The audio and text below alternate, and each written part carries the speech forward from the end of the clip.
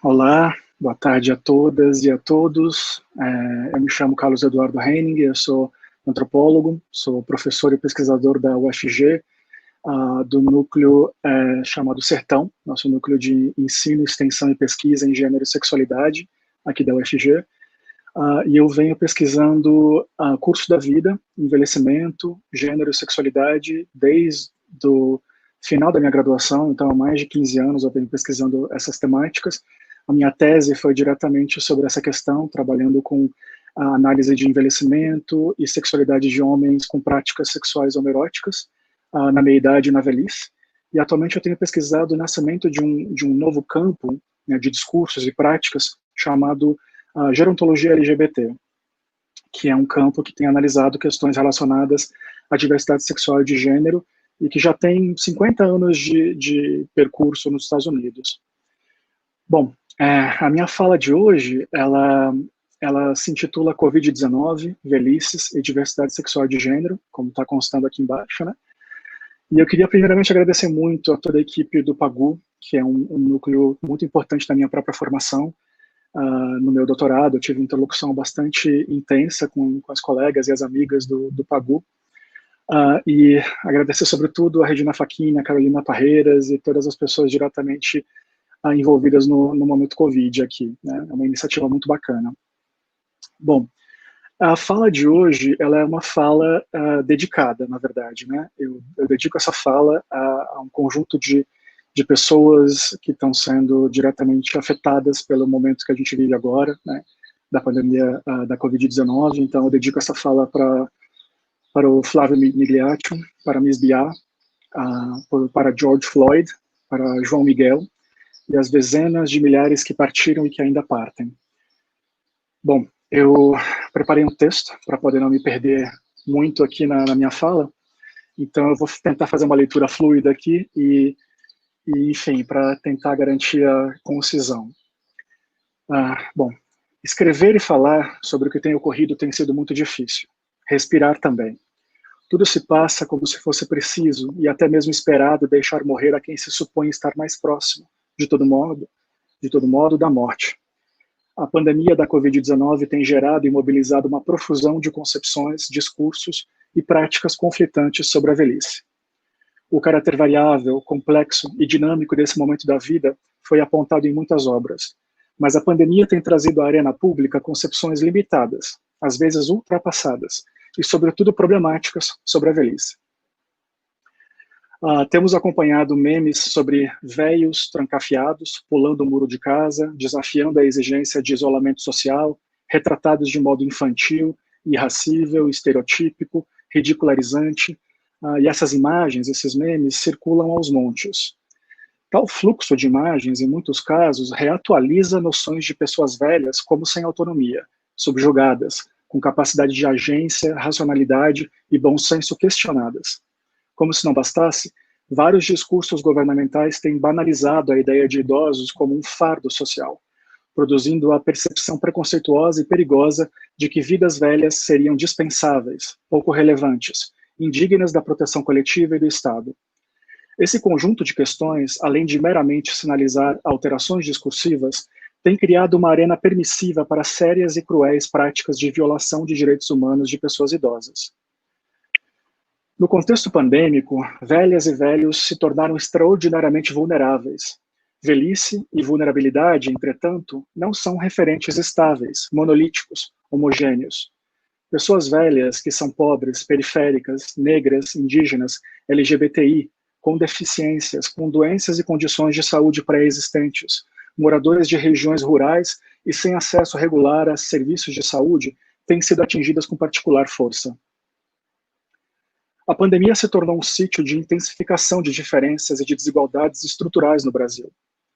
A letargia nas ações relativas ao fortalecimento do SUS para a pandemia, a lentidão na liberação do auxílio econômico federal a necessitados, o aumento nos feminicídios e nas violências domésticas contra idosos e idosas, a continuidade dos assassinatos racistas por agentes do Estado nas periferias e a proposital negligência desse governo federal em relação a favelas, periferias, quilombos e povos indígenas do país são hipervisíveis e impossíveis de ignorar.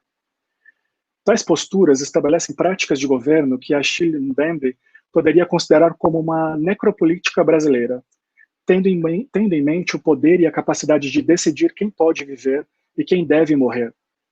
O filósofo, esgarçando o conceito Foucaultiano de biopolítica, pondera que fazer morrer ou deixar viver constituiriam os limites da soberania e seus principais atributos no contemporâneo.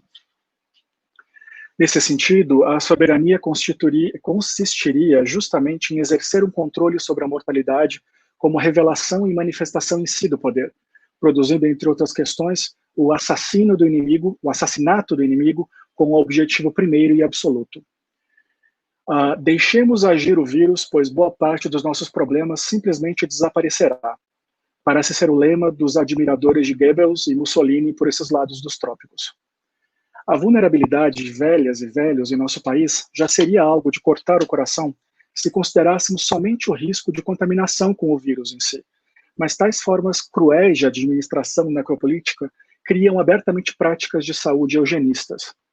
As discussões sobre critérios para a priorização de pacientes nas UTIs superlotadas quase sempre estabelecem um a priori de que a idade é um dos principais fatores em jogo.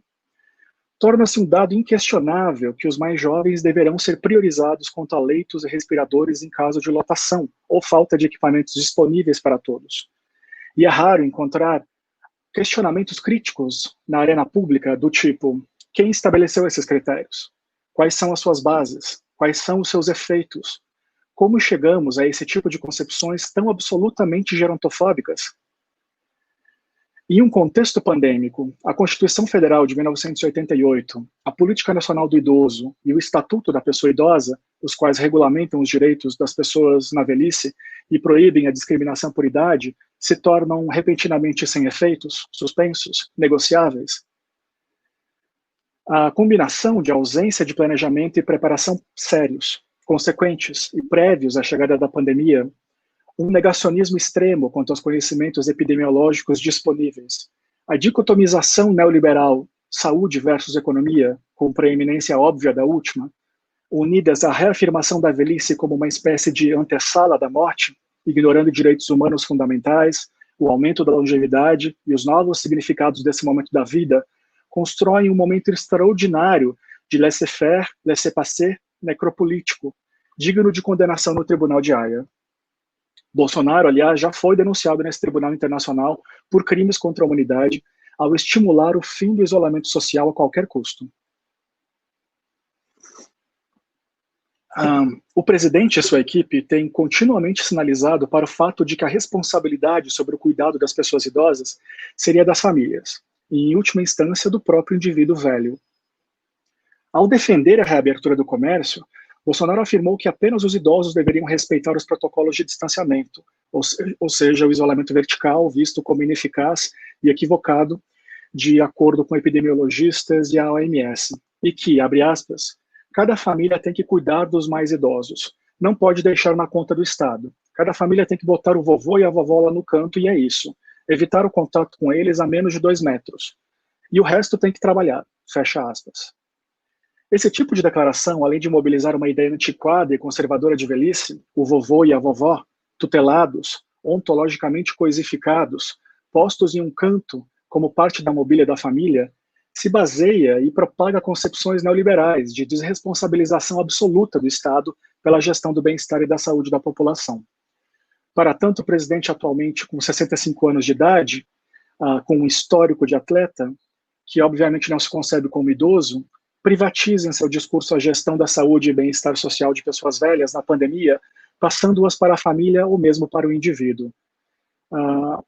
Há algumas semanas, uma interlocutora de campo de São Paulo, que aqui chamo de Leonora, nome fictício, de 67 anos e que se define como negra, lésbica, cisgênero, de classe média e professora aposentada, após um dos pronunciamentos de Bolsonaro na TV, defendendo o isolamento vertical, afirmou, abre aspas, "Tô lascada, sou idosa, fico em casa e todos vão me trazer o vírus. Aproveitando, quero ser cremada." Fecha aspas. Já Mariana, nome igualmente fictício, uma amiga de 68 anos, branca, heterossexual, cisgênero e de classe média, refletindo sobre outra fala de Bolsonaro, mas com conteúdo similar, afirmou: Tem horas que chega a ser insuportável. Já ouvi falar de etnocídio e de genocídio, mas de gerontocídio é a primeira vez. Quem, como eu, tem mais de 60 anos, está convidado a morrer com a Covid-19. Fecha aspas. Angústia intensa, sofrimento psíquico, insegurança, crises de pânico e sensação de serem aberta e confessadamente vilipendiados pelo Estado e pelo atual, abre aspas, governo funeral, atravessaram as narrativas de muitos e muitas interlocutores na velhice, desde o início da pandemia. Abre aspas, falas do tipo, eu não importo para esse país. Estou por minha própria conta. Se dependesse desse governo, eu já tinha batido as botas. Sou grupo de risco, se precisar ir ao hospital, vou me deixar morrer sem nem chegar a ser internada. Quem dirá conseguir um respirador? Fecha aspas. E outras afirmações do tipo eu acessei em abundância nesses últimos meses. A sensação compartilhada por muitos parece ser a de se descobrirem como uma espécie de existência de segunda classe, de serem um peso morto, de estarem fazendo hora extra, sobrecarregando o sistema de seguridade social e a saúde pública, atrapalhando a economia, impedindo, enfim, o retorno à normalidade. Esse clima discursivo tóxico e sufocante do tipo morram de uma vez, certamente produz efeitos práticos perversos, como se supõe ter sido o caso do ator Flávio Migliaccio, que se suicidou aos 85 anos no início de maio desse ano. É claro que se pode conceber muitas formas de produção de práticas de governo gerontocidas, reformas da Previdência neoliberais radicalmente precarizantes, privatização de sistemas de saúde públicos, discursos e práticas idadistas, gerontofóbicos ou velhofóbicos, ações e omissões de Estado que propositalmente deixam à própria sorte a maioria das pessoas idosas, são somente algumas delas. Como debatido até aqui, o contexto pandêmico tem sido pródigo na produção e acionamento de múltiplos discursos sobre velhice e, por consequência, abre espaço também para transformações no curso da vida. Nesse aspecto, a pandemia e os atores a ela associados impactam diretamente na constituição de um curso de vida com feições particulares nas primeiras décadas desse novo século. As disputas discursivas relativas a tais reconfigurações e os seus resultados estão em processo, em especial se pensarmos nos efeitos da crise pandêmica que estamos vivendo, e são difíceis de prever com exatidão. Ao longo dos dias em que preparei essa fala, recebi notícias de falecimentos de pessoas idosas que fizeram parte do meu campo e que foram vítimas do vírus. Pessoas a quem eu queria muito bem e que se somam às dezenas de milhares de mortos no Brasil. Imagino que a dificuldade em lidar com situações insólitas e, sobretudo, em processar esse gigantesco luto coletivo seja algo compartilhado por muita gente que me ouve. É difícil dar sentido a isso tudo. É difícil falar, é difícil escrever, é difícil respirar. Mas é preciso mesmo na dor, no sofrimento e no luto. A antropologia que vale a pena, de acordo com Ruth Behar, é aquela que parte o coração, que é produzida a partir de contextos, realidades, conjunturas, situações, narrativas, cosmovisões que afetam a antropóloga e ao antropólogo e a inúmeros sujeitos de modo profundo, pungente, doloroso, desestabilizador, manchando inescapavelmente o texto e as falas no processo de redação. O belo texto dessa antropóloga, na verdade, uma defesa da escrita a partir do luto em Grief and the Headhunter's Rage, de Renato Rosaldo, nunca me pareceu um texto tão apropriado e necessário como hoje.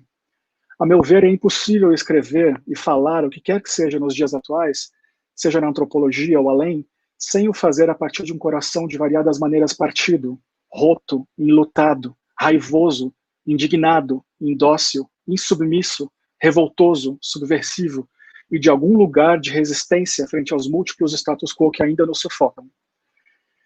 Em um momento em que é tão desafiador e arriscado nos reunir em protestos nas ruas, e muitos mesmo assim corajosamente o fazem, escrever, falar ou simplesmente respirar quando o poder deseja a sua aniquilação, são atos de resistência significativos às monstruosidades necropolíticas que têm mostrado orgulhosamente as suas asas fascistas, racistas, neocolonialistas, misóginas, elitistas, LGBTI-fóbicas, capacitistas e gerontocidas em nosso país e em outros pontos do mundo em pleno 2020. Gostaria de agradecer novamente ao convite